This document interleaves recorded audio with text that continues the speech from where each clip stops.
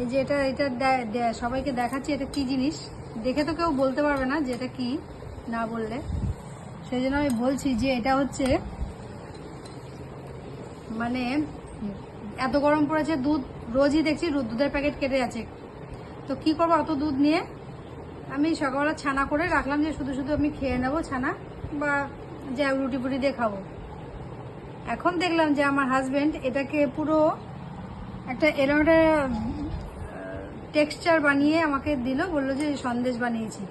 মানে সন্দেশ মানে এটাকে এবার গোল করতে হবে, করে একটা গোল গোল কোনো সন্দেশ কিছু ফর্মে আনতে হবে। তো যা খুব গরম, তা এটাকে ও কি করলো, জিজ্ঞাসা করলাম রেসিপি যে এটা কি করে করলে।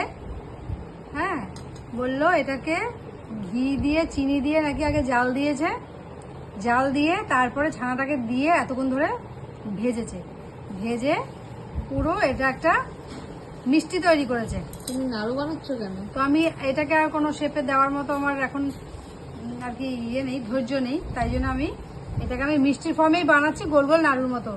তো আমি খেয়ে দেখছি,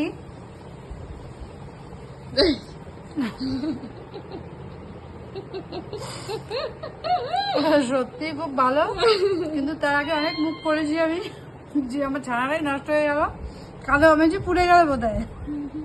কিন্তু দারুণ হয়েছে, দারুণ। তোমাদেরও যদি দুধ এরকম দেখো যে দুধ কেটে ছানা হয়ে যাচ্ছে,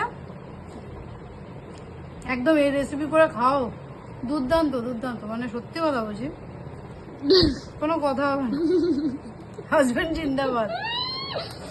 বাপরে বাপ।